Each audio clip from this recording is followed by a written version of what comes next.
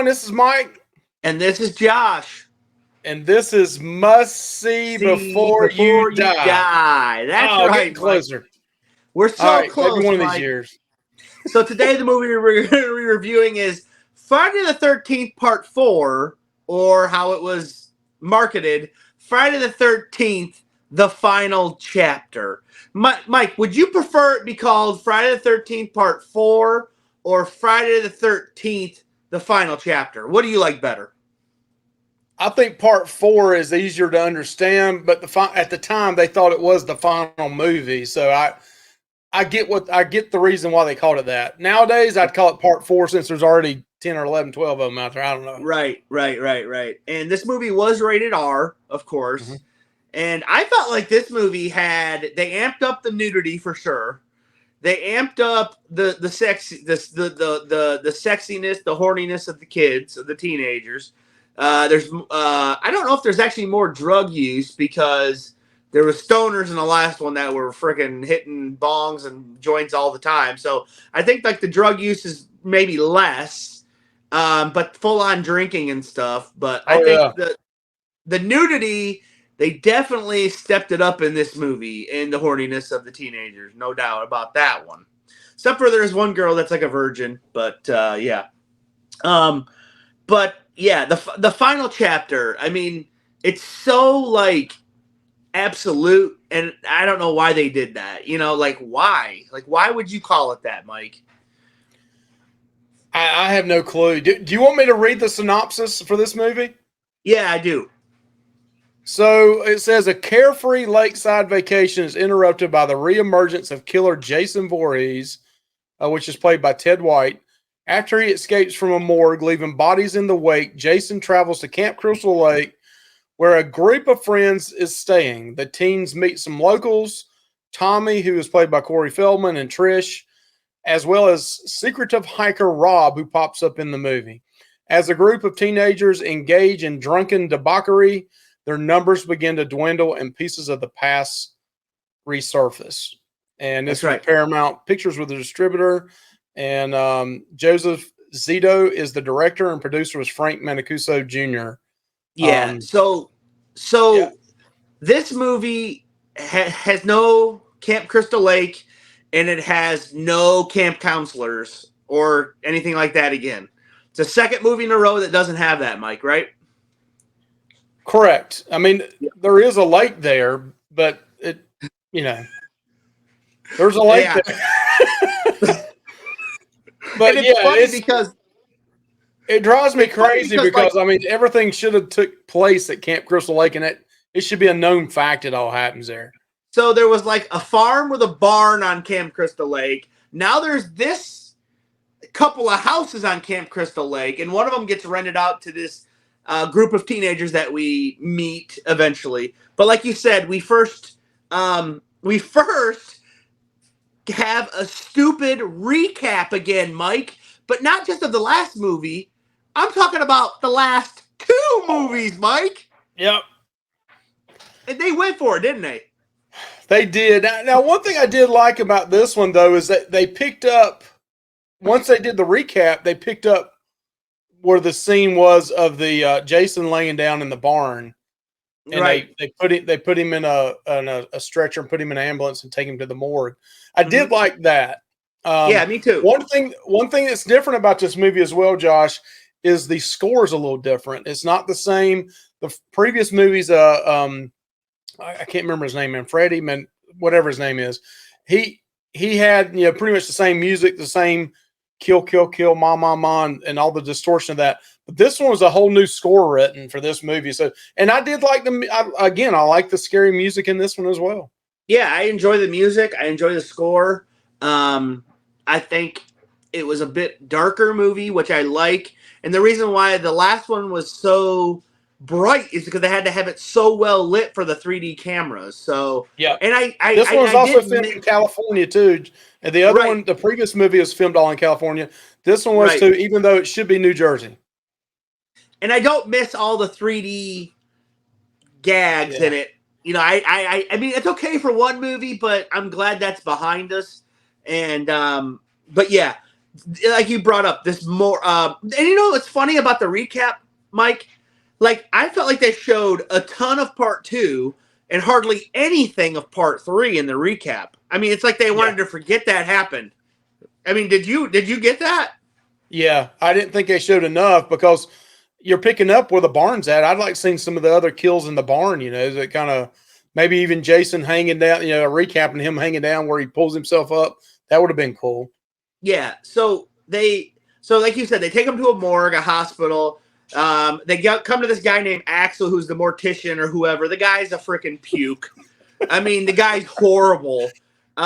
He's talking about how attractive one of the girls' bodies is from that was murdered by Jason. He's eating a sandwich on the dead body, Yep, he laid the sandwich on top of the dead body. This guy's trying to hook up with one of the nurses or whatever, and he's in there and he's got this freaking aerobics thing on the TV. It sounds like Halloween, doesn't it? It sounds like Halloween. Yeah. Yep, you're right. And I do love this kill, though.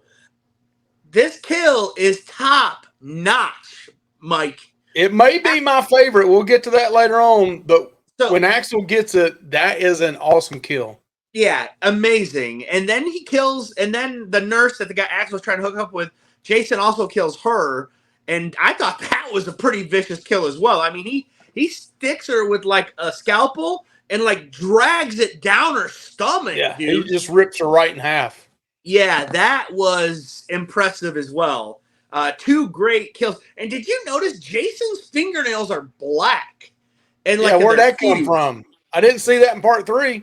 So, to me, in this one, this is where he's kind of morphing into that unstoppable, like zombie-like character, Mike. In my opinion, he's not all the way there yet, but he's definitely not as human as he was in the past films. In my assumption, in my viewing of it.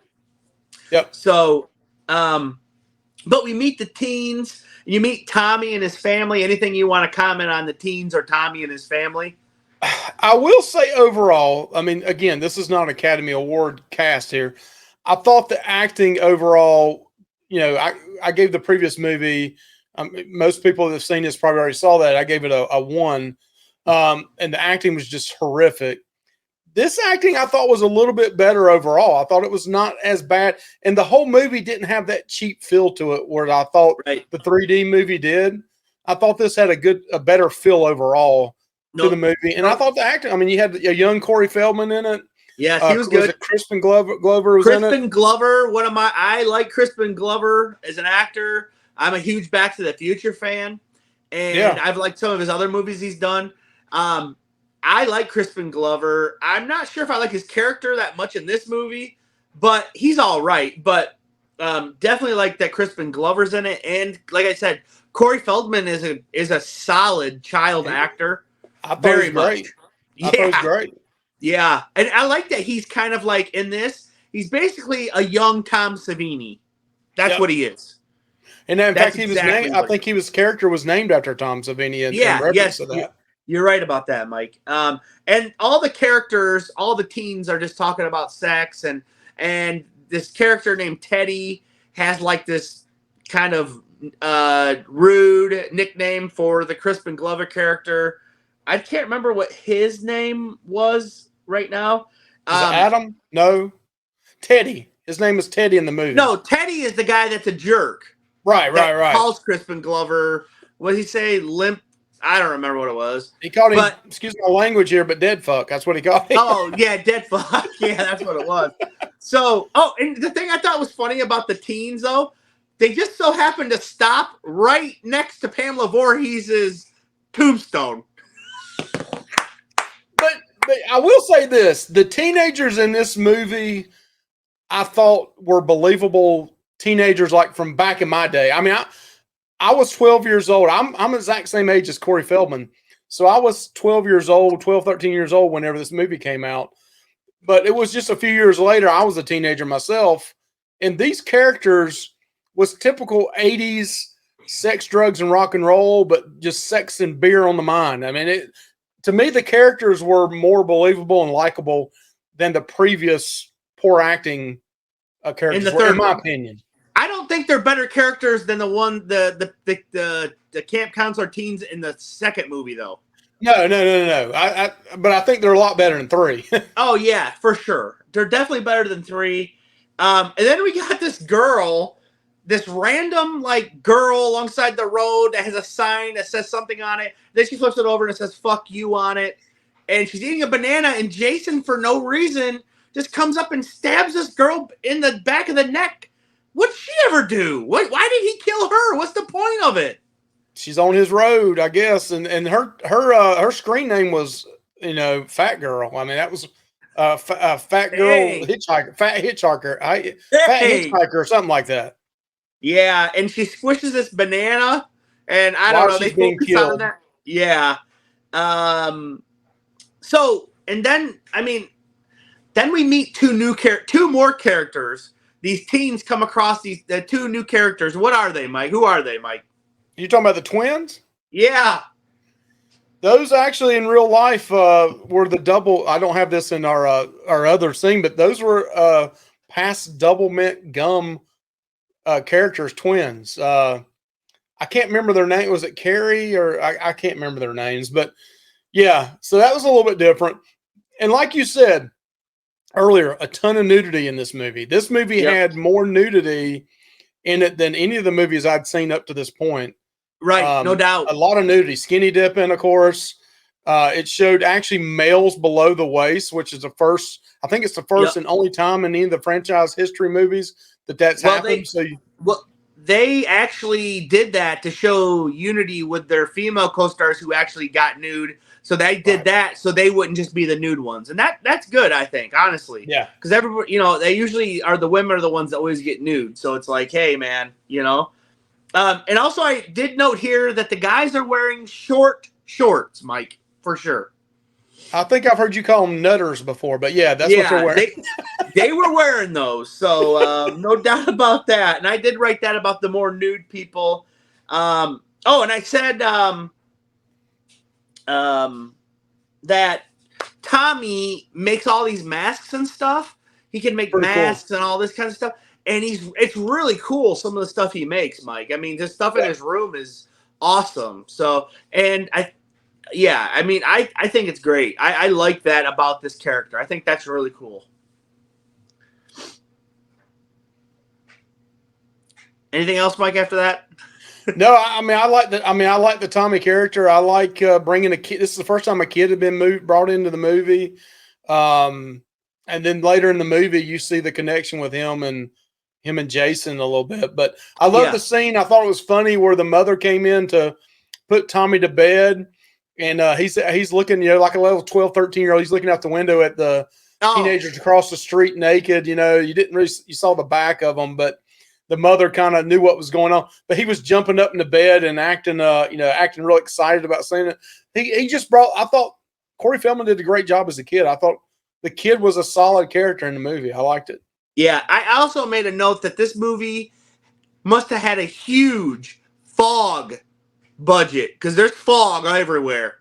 I mean, there's thick what's fog up with the raining all the time too? Have you noticed that? Me and my wife were talking about today. Was like every Friday the 13th movie is pouring down. Rain doesn't scare me. The night and the darkness does, but I can maybe understand if you heard a bunch of thunder and lightning and stuff, but it's just always pouring down rain in these movies. Yeah. Also, I made a note here that Crispin Glover, his name's Jim in the movie, Mike. Okay. I wrote that. His dancing at this party is epic, Mike. Did you notice his dancing at this house party, man? I loved it, and I saw where it was voted. It was voted the best dance scene in a movie, like in the 80s or 90s or something like that. But they said in real life he really danced that way. Well, yeah, because I guess he went out to bars and stuff, and he would dance like that, and other crews would laugh. But originally, I think that Crispin Glover said that the director, whoever, actually played Back in Black, and then that was the song originally played. But then they just, they didn't have the rights to it, so they had to play something generic. But let's get to this kill that makes no sense, Mike. Where this, beautiful 19-year-old girl is naked in a raft, and Jason stabs her from the bottom up kills her, from the bottom of the raft, stabs a knife up, kills her, pokes her right through. Then, a little bit later, her boyfriend comes out there, swims out to see what she's doing, raft fully inflated. Right, Mike? Yeah, I think watching the movie, I sent you a Marco Polo on that. I've always thought from the very first time I saw it how stupid that was. I mean, he took this big old knife, came up, really cool kill shot up through the bottom. Definitely watch the behind the scenes. Did you know of this? Because I got some more things to bring up about this. But Jason comes up, kills her from up underneath through the rubber raft. And then, 20, 30 minutes later, her boyfriend swims out in his underwear, not nude. But he comes out there to check her out. The thing's still fully inflated. And I'm like, what the heck? I mean, it's so. There's another scene later on where Jason throws a hammer, and the hammer sticks into the side of the wall like this. Yeah, like a dart. I mean, yeah, like a dart. I'm like, really? I mean, the budget of this movie was only, I think, 1.8 million, which was less than the 3D from the previous movie. But I still would have thought, with some people on the set like Savini and other people and Zito on that scene, I thought they would have done a little better job than that. So Jim, which is the girl's boyfriend, he gets a harpoon gun to the dick, Mike, don't he? Oh my God, dude. My thing is a little less verbiage there, but I say, yes, spear gun through the crotch of a boyfriend, and I put a couple of stars beside that because that was a pretty cool kill. Dang, that would hurt. Not feeling. I didn't want to feel that, but it still was a cool kill. Kill. Let's bring up this character. So Tommy Jarvis and his sister Trish, who Trish is the final girl. We haven't we haven't talked about her because she's not that memorable in my opinion. Tommy Jarvis is the main character. He's the final girl to me, not Trish. Trish stinks, and not as bad as number 3, but nobody's ever as bad as number 3. So we meet Rob, who is like a hiker. He helps them out. He's backpacking through the woods. He said he's hunting bear or whatever, but then Tommy's like, there is no bear or whatever. So Tommy this guy said, right. So he's like, well, can I camp in your, in your woods? And they're like, okay. So it turns out this guy, Rob, that they met is actually out looking for his sister's killer, who his sister was Sandra, who was from the second movie, who was a camp counselor in the second movie. So he's actually looking for the killer. But the weird thing is that this movie takes place on Sunday the 15th. So it's only 2 days after she would have been killed. So there's no possible way he would have been there hiking around or anything. So that makes no sense logically. But I think it's kind of cool to bring up something from a different movie and connect it to a character in this one, in my opinion. I think that was kind of cool. Yeah, I mean, you had Tommy being named after Savini, Tom Savini. You had that reference. You also had a reference to Annie that was in number 1. Her name was Robbie Morgan in real life, and the nurse had a name tag that said R. Morgan on it. So there was some cool. If you're a Friday the 13th geek or nerd, like we are, you're going to see some of those references.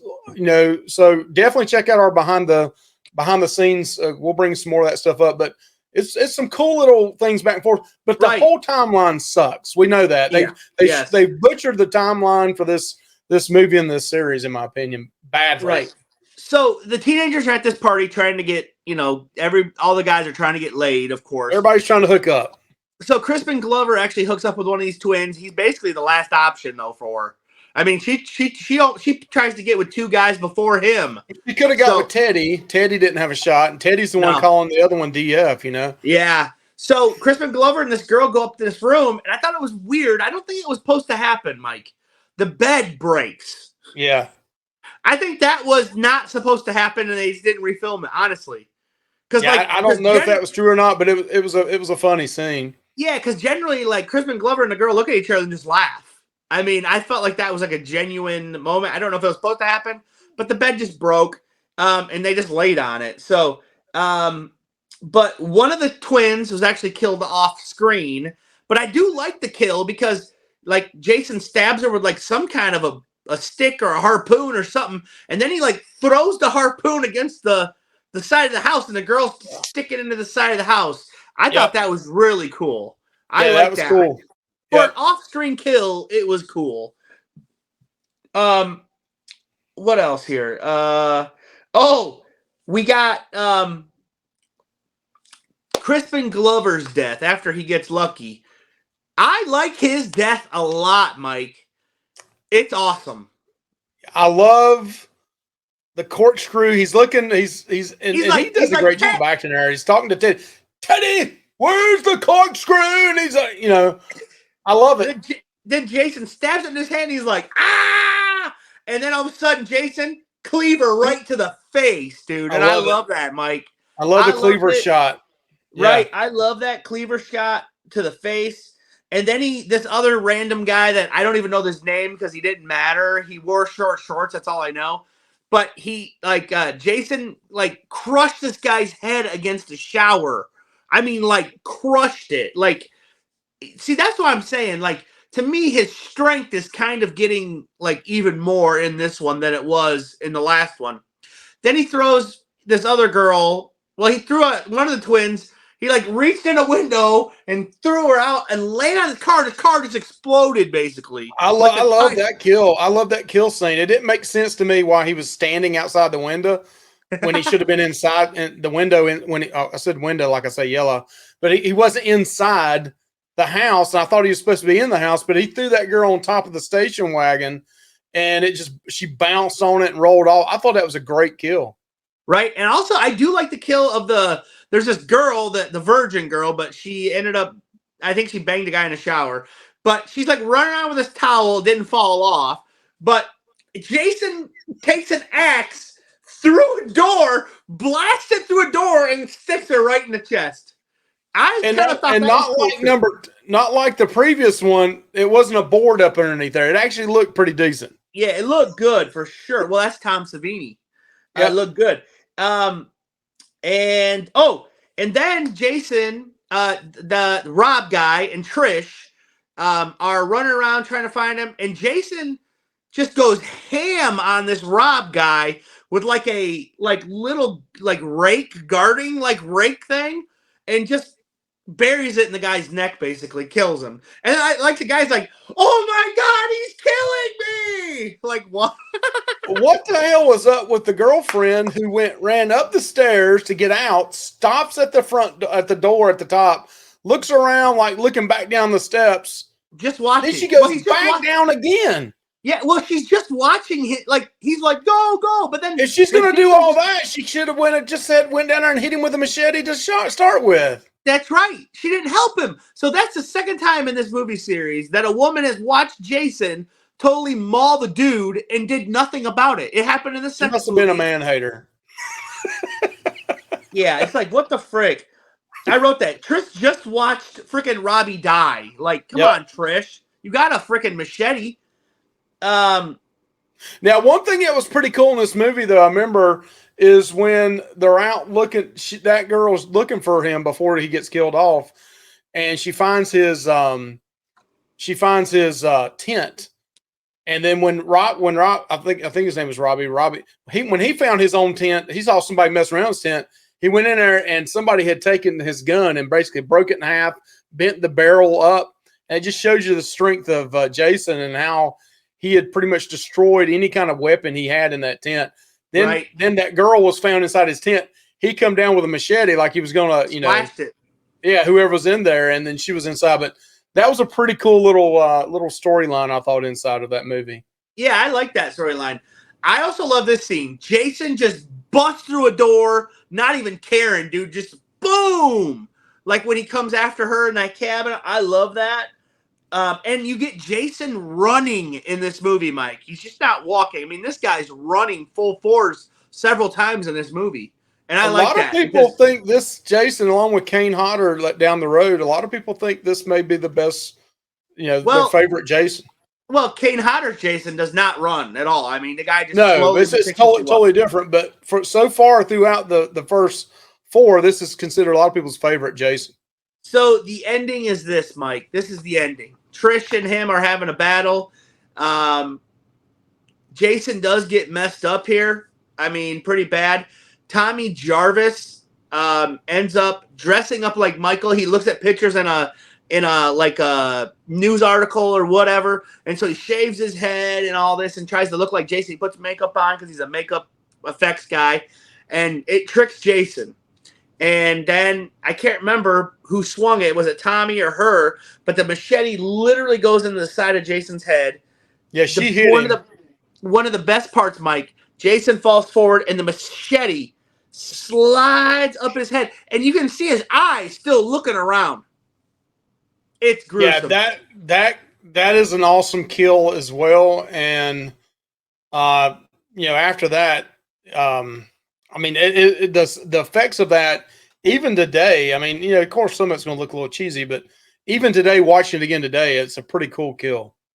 And then you get Tommy he sees Jason's hand move. Oh, we forgot to tell you before that, she hits Jason right here with a machete and like splits his whole hand in half. Yeah, he's looking up like this. That is a really good. I love that. And just gushing blood. And but then Tommy sees his hand move, and then Tommy just wails on him with a machete, man. And I mean wails on him. So, and he kills him. He's dead. So, and then at the end, Trish is in the hospital. Tommy comes to see her. And then when they're hugging, Tommy, you see they're kind of lingering on Tommy. And he opens his eyes like this at the camera. So you're like, wait a minute. Is Tommy going to be the new killer? That's what you're thinking, right, Mike? It is. And I think that's where Friday the 13th made a big mistake going forward. They should have had him as the killer. Yep. I definitely agree. Jason is iconic, but it would have been a really cool storyline that maybe they both would have been around for a few more. They're not done with that idea just yet, Mike. We got more movies coming. Yeah. So, but yeah, and I liked it that there was no stupid dream sequence to confuse people like Mike. There was one film, they didn't use it. That's right, and I'm glad they didn't because they did film one more of those, but they didn't use it. I don't like them. So let's go back and say, okay, what is your favorite kills and your least favorite kills? My least favorite kill is I'm gonna say my least favorite kill was Teddy. I mean, he just got stabbed through the head. I don't know. I didn't care for Teddy's that much. But I'm gonna have to say my favorite kill is Axel at the beginning, bro. That's exactly the same one I was gonna say. The saw, and then they twist his whole head around. You can't beat that. Best kill of the movie. What's yours, Mike? When that started out, I have to say that's my favorite kill by far. Well, not by far. I like that one. I like the cork to the hand, the corkscrew, and then the cleaver to the head. Glover's was great. Yeah, I love that one. And then Jason at the end, he's supposed to be dead. I thought that was pretty awesome too. But I agree. The saw to Axel and then twisting his head completely around to look backwards. That's pretty sick. What is your least favorite, Mike?